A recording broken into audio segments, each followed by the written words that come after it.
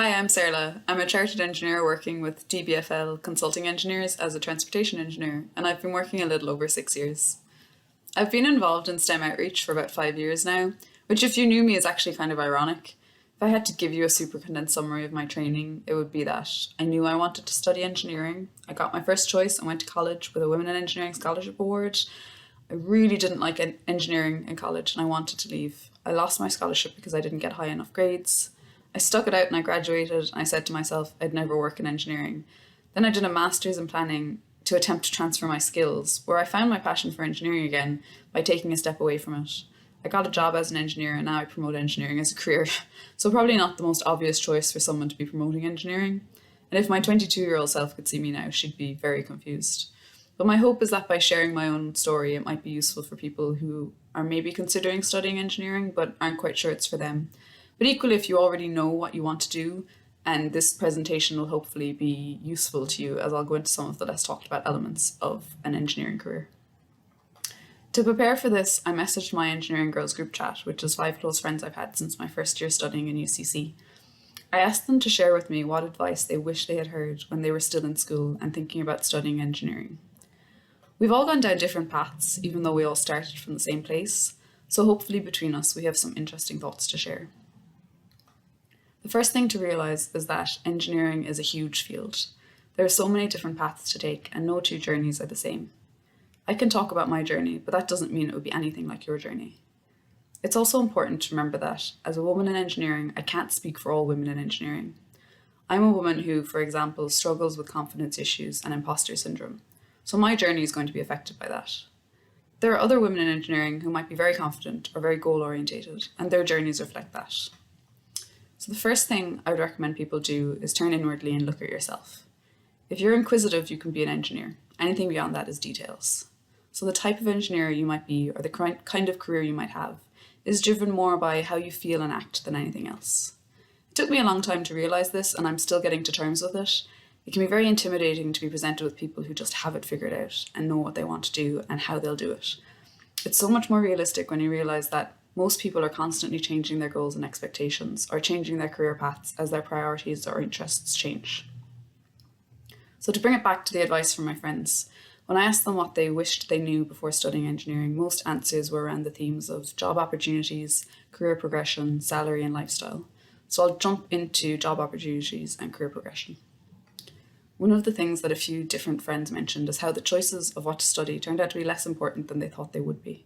If you get lucky and choose exactly what you end up loving, that's great, but a lot of people I know specialised in certain streams during their degrees and haven't ended up working in those areas at all. They weren't limited by those decisions. Your job choices shape your career probably more than your degree options. So choosing internships or your first job carefully will open more doors and help you decide what you do or don't want to focus on. Engineering degrees are really about honing your problem-solving skills and introducing engineering theories, but engineering is such a broad subject you can't learn it all in college. College teaches you how to think, but most of your specific learning will be on the job. So when you're asking yourself if you want to study engineering, what you really need to ask yourself is, will studying engineering lead to the career I want? I would say that if you know you're really interested in practical hands-on courses, you should probably consider an IT or technical university to get off to a good start. But engineering isn't just about technical work. You can also end up managing people and projects and working with a lot of other specialists. With engineering, you can work in the private or public sector. You can go down the traditional route by joining a council or public body, which is great job security. Or you could go down a more volatile route, joining a startup, which could be extremely rewarding. Joining a big company would probably be somewhere in the middle. You can work on site or in an office, work on long major projects or focus on more day-to-day firefighting. You can probably find something that suits most temperaments in engineering. There are actually so many options with it that it can be difficult to know what to do, so it's important to be prepared for that. The important thing is to try things out, give them a chance and refine what you do and don't want to do and where you want to go. A change in direction doesn't mean you have to start from the beginning. It's okay to not know how to do everything about your job when you start. You will learn. I think one of the great things about engineering is that it's actually so adaptable. But you do have to be really conscious about your continuous development, which I don't think I considered when I was younger. I pretty much figured once I finished college, I'd get a job and that would be that. But it was only once I was probably 4 years into working that I really grasped how important it was to be thinking of where my career was going and how my actions in the moment can impact how things will work out. I used to just kind of take things as they came, but now I'm definitely more inclined to try and steer my projects to what I want to focus on. But it took me a long time to learn that, and I'm still learning. Engineering is also potentially a very transferable degree.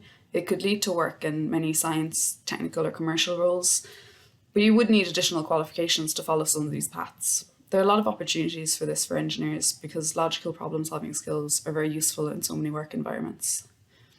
Two things that are probably worth considering early on though. If you want to work abroad, I'd recommend ensuring your degree's recognition from the start. And if you want to get chartered, you need a master's degree in engineering accredited by Engineers Ireland.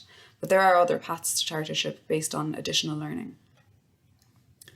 There's a lot of hype about salaries and working conditions with engineering, but they're hugely variable from one person and one job to another. I think the very high salaries really only come with very high workloads or responsibility, otherwise they're just normal. You can seek out higher paid work, but it often goes with harder working conditions, or is just less appealing, like working with oil or gas or on big bills where you go abroad and live in a random hotel room for 6 months. I think a lot of people do that kind of work for a short while and build up savings, but I don't think it's as sustainable in the long term, or at least not as popular as some engineering recruitment campaigns might make it seem. Some people are very salary focused and others are more focused on job satisfaction. They're not mutually exclusive, but you'll probably have to make some decisions between them throughout your career. If you're conscious of it now, you have a better chance of balancing things. Personally, I'm more about the lifestyle than seeking a huge salary, although it's important to get compensated for your work.